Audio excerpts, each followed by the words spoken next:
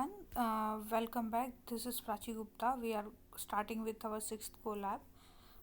This is for the probability fundamentals for deep learning. So, if you have ever wondered why neural networks output probabilities or what cross entropy loss actually means, you are at the right place. This notebook will take you on a journey through probability theory, not by throwing formulas at you, but by building an intuition first. We'll use stories, visualization, and real world examples before we write an equation. Who's this for? This is for beginners to deep learning who want to understand the foundation. Anyone who wants to find the probability, who finds the probability confusing or abstract. Also for the practitioner who use cross entropy laws but want to understand why it works. So our philosophy is intuition first, math second. So here every concept we will follow in this pattern. We will take one story on an example, we will visualize, we will define the formula, we will see it in the action in the code, and then we will see why it matters. So this is the table of content for this collab. We'll go through them one by one. First we will do the initial setup. I'll just run it. So setup is completed. We have imported the required libraries, and let's move ahead and start. First, why what is probability? So before we dive into formulas and code, let's understand what is probability and how it actually is and why we need it. So think about conditions like weather. So will it rain tomorrow or not? So you check the forecast and it says 70% chance of rain. Traffic, will I be late for work? Depends on the accident, constructions. So there, does patients have a disease or not? Will my team win or not? All these things are full of uncertainty. The world is full of the things that we can't predict with certainty. So probability is our tool for reasoning about the uncertainty. In simple words, probability is a number between 0 and 1 that measures how likely something is going to happen. So that is the probability. Uh, it's always between 0 and 1. Uh, and why does deep learning care about probability? Neural networks don't give definite answers but the probabilistic predictions. That's why we need probability in the deep learning. So let's visualize probability first, and we are building a sample space of this classes and the probabilities, and we will plot it on the bar, and we will see how it looks like.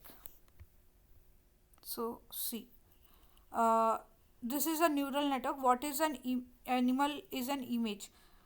What animal is in this image? So suppose we are given one image and there are some percent chances that 85% is cat, 8% people says dog, 4% bird, 2% fish, and 1% other. If you will do the sum of all, it will sum up to 100%. That is all sums up to 1. So that is why probability always sums up to 1. So this is the visualization. Now if you notice, all our probabilities are 1. That's what we have discussed. There are two ways to think about probability, that is frequentist view and the Bayesian view. So in frequencyist view, like if I flip the coin many times, what fractions will be the heads? Or if it says that given what I know, how confident I am that this is going to happen. So there are two different ways. So let's build an intuition of a coin flip. The simplest probability experiment is a coin flip. So let's do that.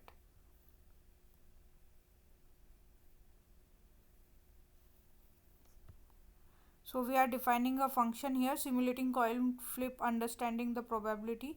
We are doing random flips. If it's true that it is head, if it's false it's tails, and then we will do the cumulative sum, and we will arrange them and we will see how many times. Suppose we are tossing n time, n flips and we are calling it. So we will plot it, and in the plot we will call and we will see how many times the probability occurs. So if I run it, you can say the proportion of heads and tails and they converges to 0.5. So the true probability is 0.5. So if you see how proportion stepwise around 0.5 as we flip more coins. So when we flipped 0 or 1 coin, the probability was very separate, 1 2 between, but as we increase the number of count flips, the probability converges to 0.5. Earlier, with less amount of experiments, the variability was high. So what we have learned till now, probability is the measure of uncertainty. It sums up to one. There are two interpretations, and the classification is a fundamentally probabilistic. So this is what we have learned till now. We will move ahead to chapter 1, where we are building a vocabulary. So we will see visualizing a sample space of rolling a die. So we have built a sample space of 1, 2, 3, 4, 5, 6, all the possible outcomes of a die, and then we use a plot to show each outcome is a valid possibility, and this maps to deep learning classification. The sample space is your set of the class. So if we run it, you can see this is our sample space. If a rollout is 6, and if we say if it rollouts and it comes an even number, these are the outputs. So what is the probability? Event of A is 1 by 6 and event of B is 3 by 6. So this is what we are doing here. So this is how we calculate the probability, and in the code we are doing it and we are plotting it here. So this is how we are doing it. Let's move forward. Now calculating a simple probability. So for calculating simple probabilities, there is a simple formula: P of event is equals to number of outcome by total number of sample space. So if we need a more complex example, let's take two dice and say what is the probability of getting some 7. So what we will do here, we will take two dice. So we will construct pairs of D1 and D2. There are total 36 outcomes. Of 6 cross 6, 32. So we have this 32 possible outcomes, right? 36 possible outcomes we have for this two dice. So we will do this total combinations, and once it's done, what we will do is it will teach you to think the terms of joint outcomes, which later becomes joint probability Px of y. So what we will do is here, in terms of deep learning, multiple feature and variable together form a joint space.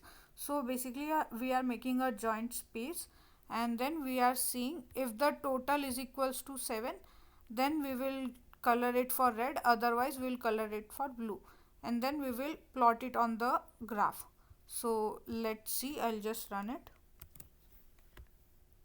So see, we have plotted, and if the sum is 7, we will plot it red, otherwise they are blue, and the probability becomes 6 out of 36, and this is our probability. Now why it matters for deep learning? Deep learning, our sample space is often set of possible cases. So in neural network, it assigns a probability to each possible outcome. That's why we need to understand the probability clearly. There are different types of events: simple event, compound event, complementary event, mutually exclusive event, and independent events that we will see moving forward. So let's move forward. We will visualize here the complementary events. So what we are doing here is, it shows an event A and its complementary that is everything not in A. The main rule being visualized is P of A plus P of complementary of A should be equals to 1 always. And this is exactly why softmax output must sums to 0.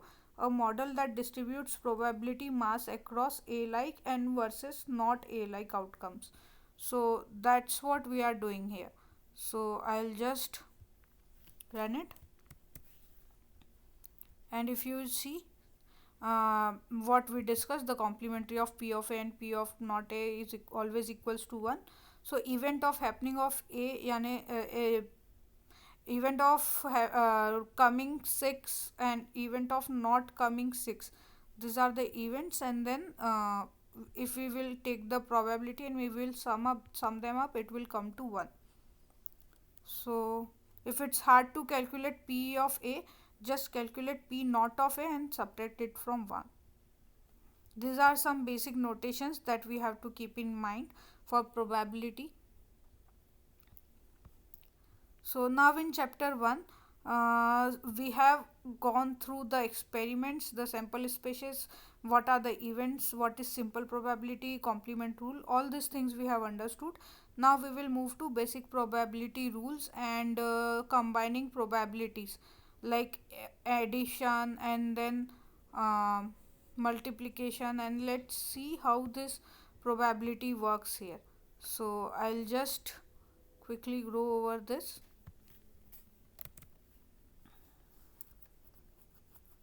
So I have run this cell. So basically it uses circles, the Venn diagrams, to show the overlap between two events A and B. Suppose we have two events A and event B, where event A is hearts, event A is the heart, and event B is getting kings. So we have plotted these two events and we have to demonstrate A union B, basically probability of A union B. So because king of hearts is in both sets, right? 13 hearts card and 4 kings, so there will be one heart king. So there is one which is common, so what we will do, it says it should be mm, so we have to tell here what is the probability of getting P, A and B. So what we will do, we will just sum up the probability of heart, not king, and then king, and then kings not of heart. So all these probabilities we will sum up, they will sum up to 16, and then it will be P heart or king, it will be 16 by 52. That's how we will calculate the addition. There is a very important formula for addition rule, that is let me show you. This is the formula: PA or B is equals to PA plus PB minus PA and PB. So here this is the addition and this is the multiplication. So let's see now. If two events are mutually exclusive events, if event A and B can't happen at the same time, then probability of A and B is 0. So let us see, if we have a multiplication rule, what is the chance of A and B, we are asked. So suppose if we are flipping a coin and rolling a die, what is the probability of getting heads and rolling a 6? These are independent event. The coin flip does not affect the rolling of die. So multiplication rule we can use here. So what will happen? We have this die faces, and what basically we are doing is it shows the idea of A and B by using step by step probability view. We will go to the view. I'll just run it. Okay, so it encodes P A intersection B and then P A into P of B by A, that is the chance of A, then chance of B given that A has happened. So suppose we started and it failed. We got tails, it got failed. We don't want tail, we want a head. So we will go ahead and it will stop here.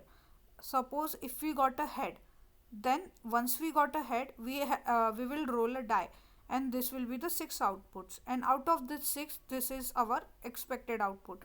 So this is a chain, like first it has to give head, then it will give 6. So it is dependent, like that it is happening. So what we will do, P of A and B will be P of A cross P of B. So what is P of A is 1 by 2, and P of B is 1 by 6. So it will be 1 by 2 cross 1 by 6, and it will be 1 by 12. This is how we calculate the multiplication. So this is the summary of the rules that we have discussed. It will be useful in future. Now let's verify the rule of simulations. We are doing some more checks to verify the rules. I'll just run this cell. So it says we have tried 10,000 trials, 1 lakh trials. So we have 1 lakh trials on coins and the dices, and then we will sum up the probabilities. We will calculate their probabilities of head and 6, and then we will see how does it comes up. I'll just run it.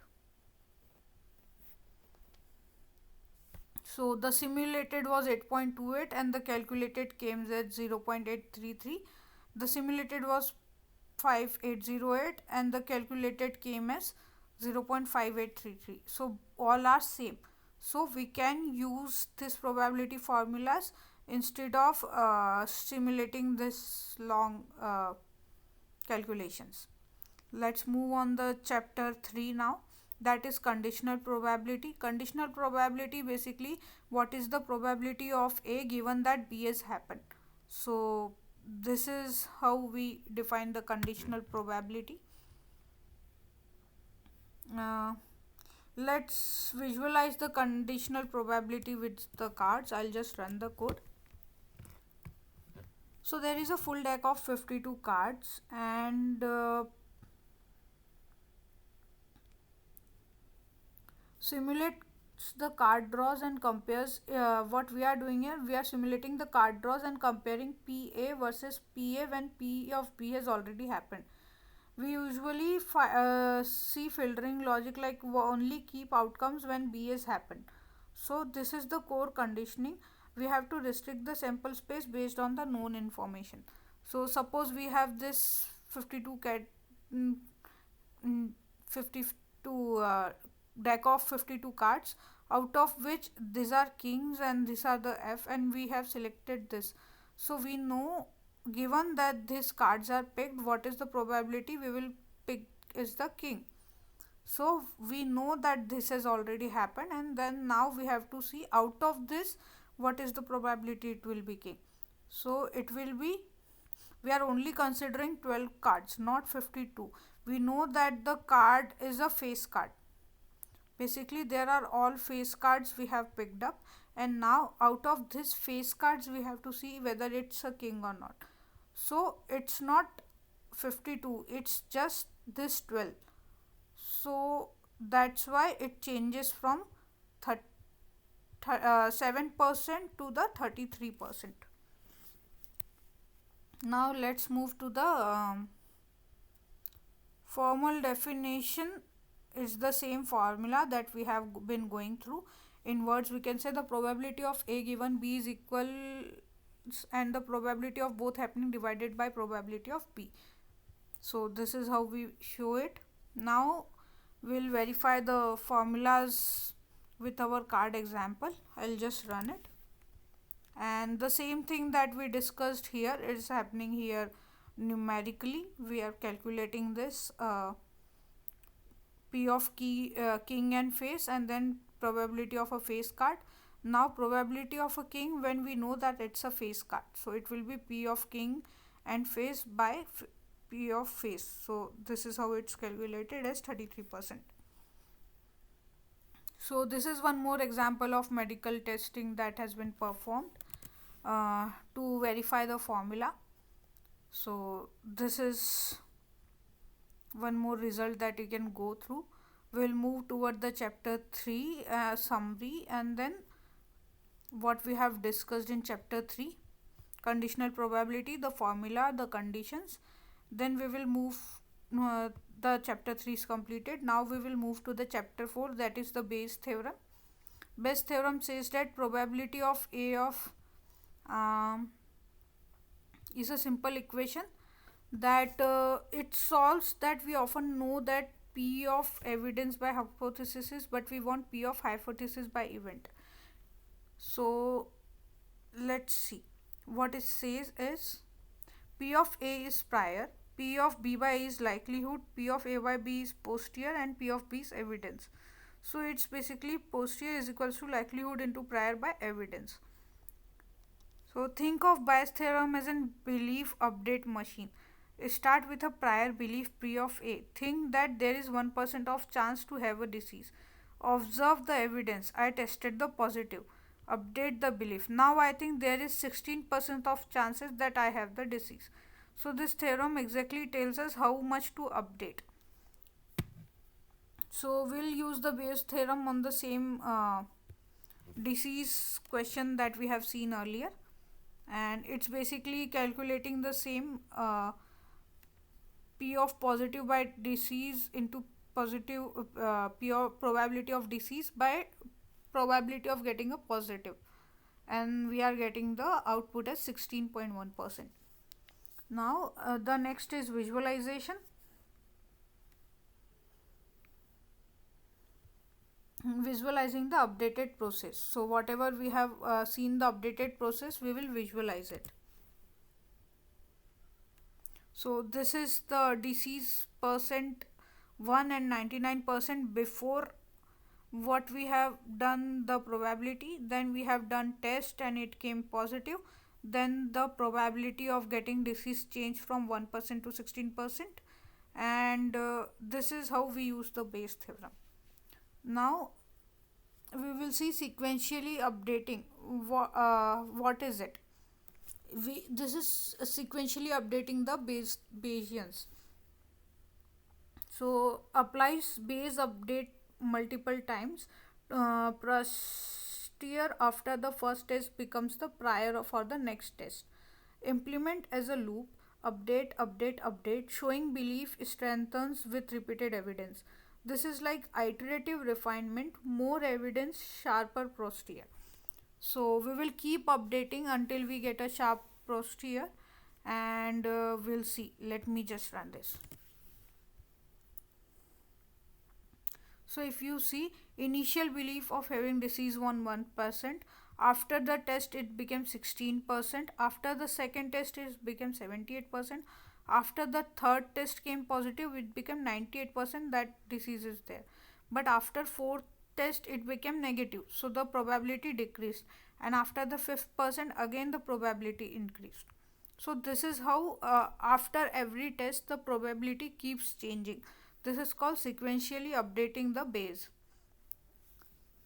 Now Bayes in deep learning. The Bayes theorem appears throughout the deep learning. Naive Bayes classifier directly apply Bayes to classify. Bayesian neural network treat weight set probability distribution. The variational autoencoders uses Bayesian inference. Understanding the training, we can view training as Bayes inference, and this is the fundamental equation. And chapter 4 summary, this is what we have done till now in the chapter 4, and now we'll move to chapter 5, that is random variables.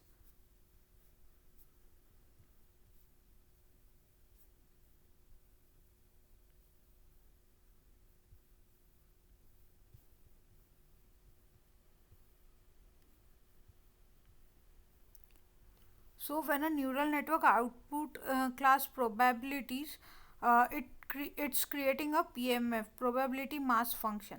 So when we give a input and we get a output, there can be two kind of random variables. One is the discrete random variable, uh, that will give you exact values like the sum of the two dices, so it can be only a value, not any pointer values, right?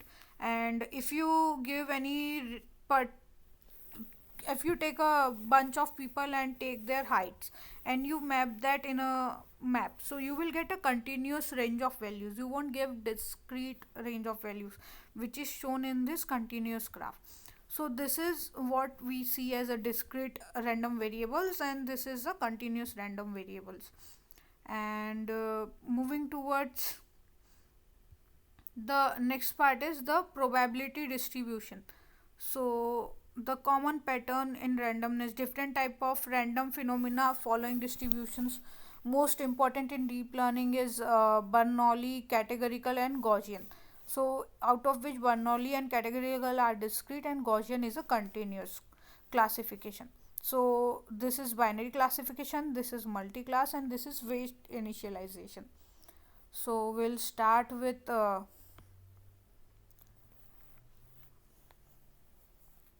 chapter 7, that is expectation variance. So uh, we have ex as the expectation, that is the average or the center of the distribution. Variance, where x is the spread or uncertainty around the mean, and standard deviation as the same unit as x. So here, now in this chapter, in this cell, what we are doing is we will use scipy stats norm.pdf to plot the normal distributions and show how mean is shifts towards the center. Also shows the standard deviation controlling the speed, and the deep learning connections, how it is connected. The weights are often initialized from normal noise models assuming Gaussian errors, and many latent variable model uses Gaussian priors. So there it is used in the deep learning. I'll just run it and we will see. So why Gaussian is everywhere in the deep learning? The weight initialization, and then we have this VAE latent space, and then regression assuming the Gaussian errors.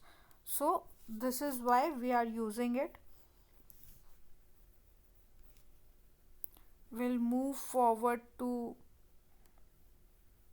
the next part, that is maximum likelihood estimation. So how neural network learns? The key is training neural network is equals to maximum likelihood of the data. Likelihood of data is basically given parameters, how likely data we observed, how likely is the data we observed, and MLE is finding parameters that make our data most likely. So in this cell we are seeing batch norm uses mean and variance. How it uses mean and variance? So first we will give a simulate. First we will simulate activations with some mean and standard deviation, and then normalize it to we have the some activations, and then we will normalize it to x minus mean dividing by standard deviation. Once this is done, we will use two plots to compare before and after normalization. After batch norm, activation becomes mean and mean 0 and standard deviation is 1. So this is why the expectation and variance matters. The batch norm stabilizes the training by controlling the distribution drift inside a network. So if you see, here is the output. This is the before batch norm. Mean is 5.06 and standard deviation is 2.94, and after the batch norm we can see mean is 0 and standard deviation is 1. So this is why it helps. It centers the data to the mean 0 and scales it such that standard deviation becomes 1. The training becomes more faster and stable and act as a regularizer. So this is how we use it. Now the ninth section we are going to see is information theory, the entropy, measuring using measuring uncertainty. So entropy measures how unpredictable the distribution is. The low entropy, the confident predictable the data is. High entropy means uncertain data and unpredictable data. There is a formula to calculate the entropy. H of p is equals to summation of pi log pi. So here in the code, what we will do, we will check the cross entropy is equals to negative likelihood. So what we will do, we sweep the different predicted probabilities P and compute the cross entropy and the likelihood. So once that is done, we will see one curve minimized cross entropy and other is the maximized peaking at PMLE, that is mean. So the training with cross entropy is the same as doing with MLE, that is maximizing likelihood of observed labels. So if you see, this is the cross entropy, one is decreasing and one is increasing. The one curve minimized is the cross entropy and other maximized is log likelihood. So we can see minimizing crosses entropy is equals to maximizing the likelihood. So cross entropy minimizes, the likelihood maximizes. This is what we have seen here. Now we are on the last part, that is everything comes together, complete neural network classification pipeline. Let's see how all probability concepts work together in a neural network. What we are doing here is we will define an entropy HP and compare the distributions. So we are defining the entropy here and we are defining the distributions and we will compare them. We will plot to show peak distributions tends to low entropy and uniform distribution leads to high entropy, and then uh, how it can be used in deep learning. So entropy is used in confidence estimation, active learning and uncertainty scoring. If I'll run it,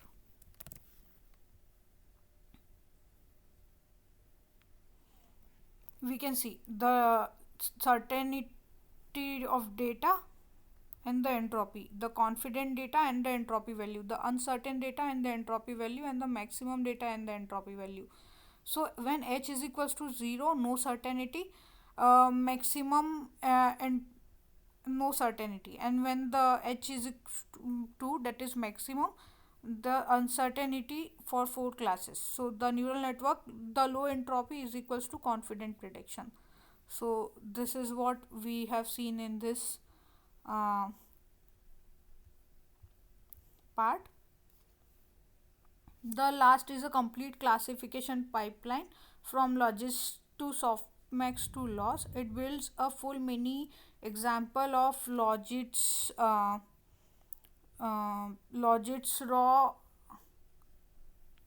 and an output to softmax and then predict the class's probability.